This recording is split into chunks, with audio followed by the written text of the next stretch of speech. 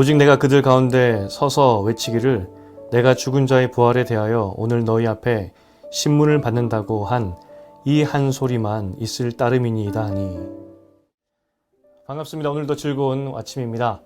요즘 5글자 토크가 유행을 하죠. 5글자로 요약해서 말하기입니다. 여러분 오늘 실청을 보고 있는데 제 얼굴을 본 소감을 5글자로 말해보라 한다면 뭐라고 말하시겠습니까? 반갑습니다. 너무 좀 썰렁한 것 같고, 또 만났네요. 이것도 썰렁하네요. 여러분 우리가 믿는 것이 무엇인지 그것을 5글자 혹은 한 줄로 요약해보라고 한다면 어떻게 요약하시겠습니까? 오늘 본문은 예수가 부활했다 이것으로 요약을 하고 있습니다. 요한복음은 90년대 쓰였죠.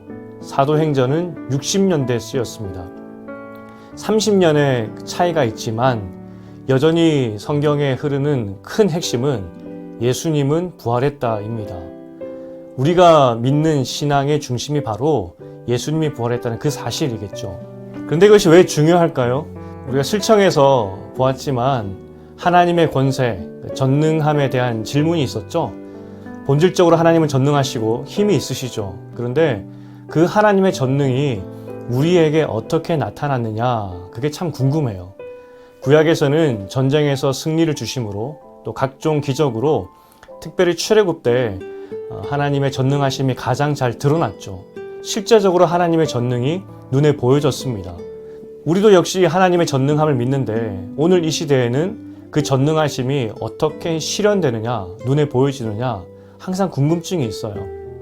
성경에서 여기에 대한 답으로 말씀하시기를 오직 부르심을 받은 자들에게는 유대인이나 헬라인이나 그리스도는 하나님의 능력이요 하나님의 지혜니라 라고 말하고 있습니다.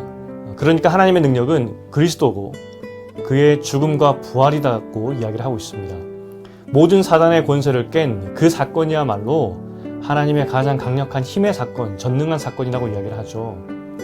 또 바울이 이야기합니다. 내가 복음을 부끄러워하지 아니하노니 이 복음은 모든 믿는 자에게 구원을 주시는 하나님의 능력이 됩니다. 이미 성경에서는 구원이 바로 하나님의 능력이라고 이야기하고 있습니다. 그렇기 때문에 지금 이 시대에 우리는 하나님의 능력으로 구원을 받았고요. 하나님의 능력이 우리 삶의 실현이 되었습니다. 하나님의 전능하심을 통하여서 죽어야 할 죄인인 우리가 하나님의 그 힘으로 구원을 얻었다는 그 사실이죠. 내가 구원받았다는 그 사실이야말로 하나님의 가장 큰 권세를 우리는 본 것이나 다름이 없다는 것입니다. 예수 믿으면서 우리가 소망하는 것이 하나님의 전능하심입니다. 나를 무조건적으로 돕고 좋은 것 주시는 마치 요술램프와 같은 하나님을 원하죠. 그런데 성경은 말씀하기를 가장 좋은 것으로 주셨다는 겁니다. 그 전능한 결과가 우리의 구원이라는 거죠.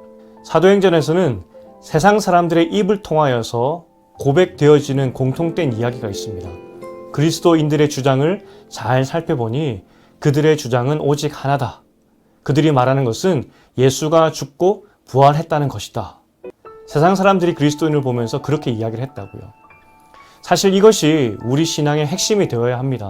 전능한 하나님이 나를 구원하셨다는 것, 자신의 전능함을 나를 위해 사용하셨다는 것, 누군가가 우리에게 하나님의 전능하시다는 그 증거를 대보라고 한다면 우리는 하나님이 예수를 보내서 그로 죽고 부활하게 하셔서 우리를 살리셨다는 것, 그것이 증거가 된다는 것이죠.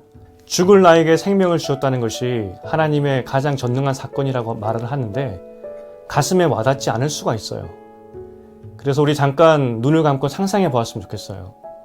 온 우주를 지으신 하나님께서 그 전능한 힘을 나를 죄에서 구원하기 위해서 사용하셨다는 것을 잠깐 상상해 봤으면 좋겠어요. 태양과 블랙홀을 만드시고 이 지구를 아름답게 만드신 그 하나님, 오늘 맑은 가을 하늘도 만드신 그 하나님이, 그 전능하신 하나님이 그 힘으로 나를 구원하시기 위해서 그 모든 힘을 사용하셨다는 것.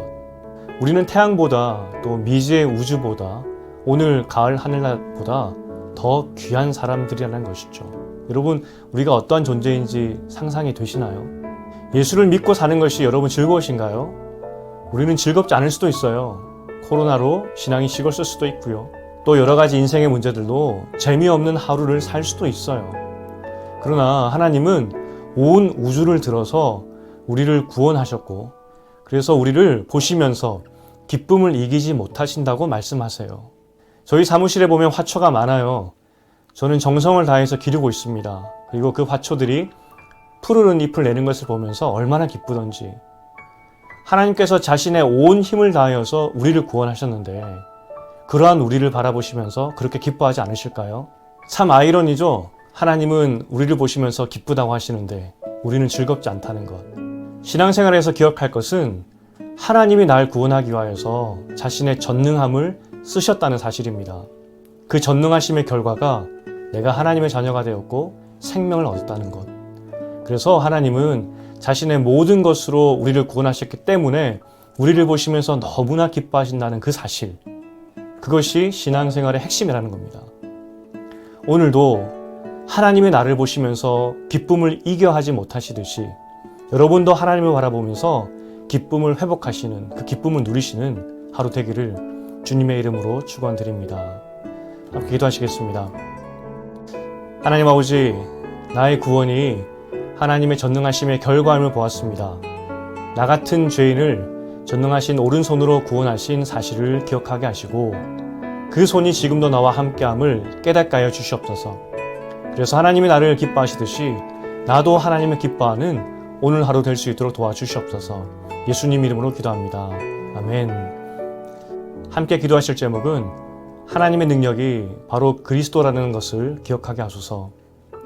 하나님이 나를 기뻐하시듯 나도 하나님을 기뻐하는 하루 되게 하여 주시옵소서. 함께 기도하겠습니다.